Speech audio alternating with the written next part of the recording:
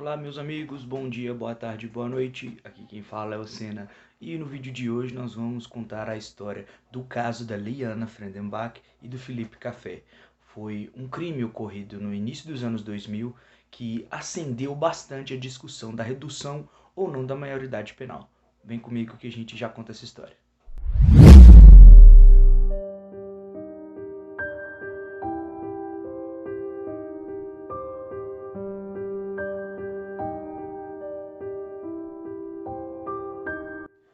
Liana Friedenbach, de 16 anos, e Felipe Café, de 19, na época dos fatos, eram namorados.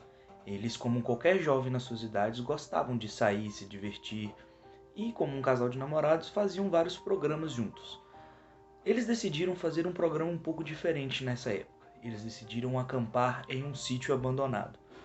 O pai de Liana não concordou muito com essa situação, então ela decidiu ir escondida. Ela foi escondida de seus pais. Porém, os pais de Felipe sabiam aonde eles estavam indo. Porém, eles imaginaram que eles estariam indo com vários amigos e não sozinhos. Então, eles pegaram um ônibus e foram até o local, que era aproximadamente a 80 quilômetros de onde eles estavam. Eles iriam acampar em um sítio abandonado. Porém, quando eles já estavam lá, aconteceu algo terrível que ceifou a vida de ambos. Entre os dias 1º e 5 de novembro de 2003, o casal Felipe Café e Liana Friedenbach decidiram ir até a região da zona rural de Embu-Guaçu, na cidade de São Paulo, para acampar em um sítio abandonado. Durante essa viagem, que consistiu em pegar ônibus em rodoviárias e andar vários trechos grandes a pé, eles pararam em um sítio e foram abordados por algumas pessoas. E o crime consistiu na tortura e assassinato do jovem Felipe Café e da menor Liana, por 4 homens e um adolescente. Liana Bey Friedenbach nasceu em São Paulo em 6 de maio de 1987 e foi assassinada em Juquitiba em 5 de novembro de 2003. Felipe Silva Café nasceu no dia 1º de julho de 1984 e foi assassinado no dia 2 de novembro de 2003. Enquanto estavam no local de seu acampamento, no sítio abandonado, Paulo César, conhecido como Pernambuco, e Roberto Aparecido, conhecido como Champinha, passavam na região para pescar, quando Champinha, ao observar a situação dos jovens, deu a ideia de roubar os jovens. O casal foi abordado durante a tarde e, ao perceber que eles estavam sem dinheiro, eles optaram pelo sequestro. Eles o levariam para um sítio da região que estava sem o caseiro. Liana disse que era de família rica, então eles poderiam pedir uma quantia em dinheiro pelo resgate. Porém, não foi bem assim que aconteceu. Eles foram levados para esse sítio e durante a noite a Liana foi estuprada. E durante o outro dia de manhã, no dia 2, eles foram levados para uma trilha. Liana foi com Champinha e Felipe foi com Pernambuco para outro lugar. Nesse percurso, o Felipe foi executado com um tiro na nuca. Segundo os relatos de Champinha, ela não viu o namorado ser morto, porém ela ouviu o tiro e perguntou o que tinha acontecido. Foi dito para ela que o Felipe havia sido libertado e que logo ela também seria. Felipe então já havia sido executado ali no dia 2 mesmo, mas o suplício de Liana ainda duraria alguns dias, pois ela estava sob o poder de Champinha, que não parecia ter nenhum tipo de remorso, nenhum tipo de vontade de soltá-la, apenas sentir o prazer de estar ali com ela naquela situação. Liana sofreu por mais vários dias. Antônio Caetano Silva chegou à sua propriedade junto com um amigo, Agnaldo Pires, e se deparou com Champinha e Liana dentro de sua propriedade. Ao ser indagado do que estava acontecendo, Champinha disse que Liana era sua namorada e a ofereceu aos donos da casa. Então ela foi estuprada pelo dono dessa casa que estava servindo de cativeiro, que já era a segunda casa e o segundo cativeiro onde eles estariam. Depois desse dia, ela foi levada para outro lugar, que seria a casa de Agnaldo Pires, e eles saíram para pescar. Na volta, foi descoberto que eles estavam desaparecidos e que a polícia já estava atrás. Champinha então disse que a levaria para a rodoviária para a libertar, porém a levou a um matagal e a assassinou com 5 facadas. O assassinato de Liana aconteceu no dia 5 e as buscas já aconteciam e os corpos foram encontrados somente no dia 10 de novembro.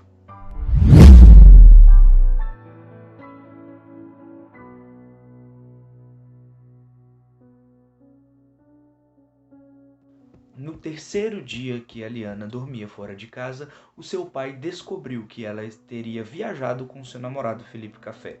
Então ele imaginou que ela poderia ter se perdido na mata e acionou o Comando de Operações Especiais, o COI, para estarem procurando eles para saber do paradeiro, pois eles já estavam há 3 dias fora de casa. Durante essas buscas foi encontrado o primeiro local, o local do acampamento, e foi encontrado barracas, roupas, além do celular e carteira da Liana. No dia 10 de novembro, quando os corpos foram encontrados, levou apenas alguns dias para a polícia chegar até Champinha e seus comparsas, que foram presos dias depois.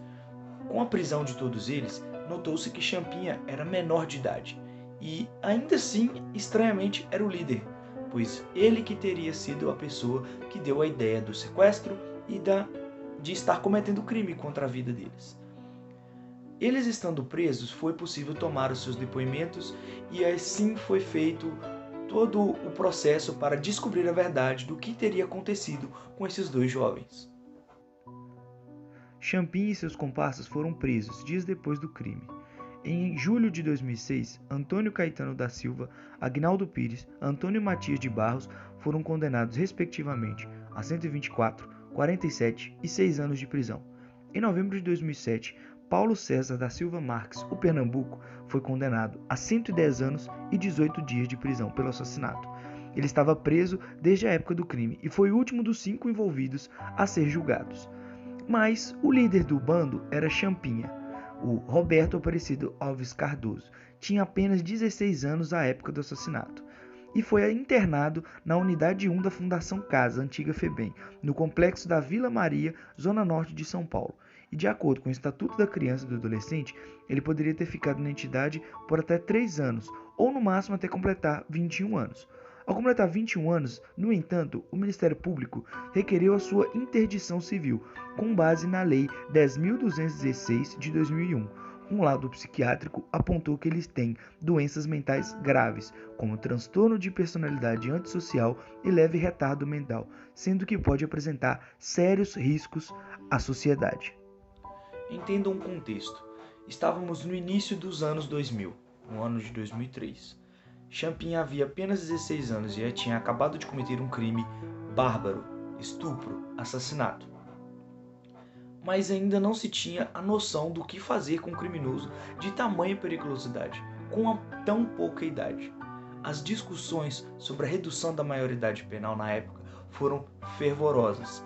Aconteceram vários debates muito calorosos no Congresso Nacional. Pessoas pediam, inclusive, que Champinha fosse condenado à morte, tanto populares quanto alguns deputados da época.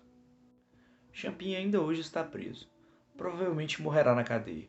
Eles não vão correr o risco de soltá-lo em sociedade novamente, pois o crime foi muito bárbaro, Eles sequestraram, por manter em cativeiro por vários dias uma menor de idade, assassinaram seu namorado com um tiro na nuca. Liana foi estuprada diversas vezes, além de ser assassinada a sangue frio com facadas e ter o seu corpo deixado no mato.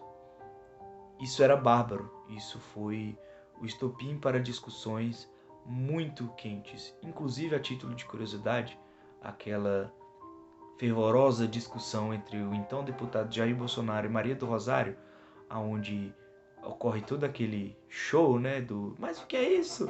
Mas o que é isso? E aconteceu justamente em uma discussão, quando Maria do Rosário defendia o menor Champinha e Jair Bolsonaro pedia fervorosamente para que ele fosse condenado à morte. Como saldo final de todo esse bárbaro crime, tivemos 2 mortes, a morte de Felipe Café, de 19 anos, a morte de Liana Friedenbach, de 16 anos, a prisão, eu diria que perpétua, de Champinha, e outros sendo condenados à pena máxima prevista no Código Penal brasileiro. Ainda hoje, a maioridade penal é um tema bastante recorrente e discutido. E toda vez que esse tema é levantado, o caso da Liana vem à tona para mostrar que jovens também devem ser punidos e responsabilizados pelos seus atos. Não entrando no mérito, não entrando a título de opinião, as pessoas têm pensamentos totalmente divergentes. Alguns acreditam que menores não devem ser penalizados como adultos, outros acreditam que menores, quando cometem crimes desse tamanho, dessa magnitude, devem ser responsabilizados como adultos. Mas e você? O que você acha a respeito disso? Deixa aqui nos comentários a sua opinião, ela vai ser muito bem-vinda. Eu peço apenas que seja comentado com respeito. Se vocês tiverem opiniões divergentes de outras pessoas, trate com respeito e debata as ideias. É só isso que eu peço. Deixe aí a sua opinião. Agradeço você pelo acesso e até o próximo vídeo. Obrigado.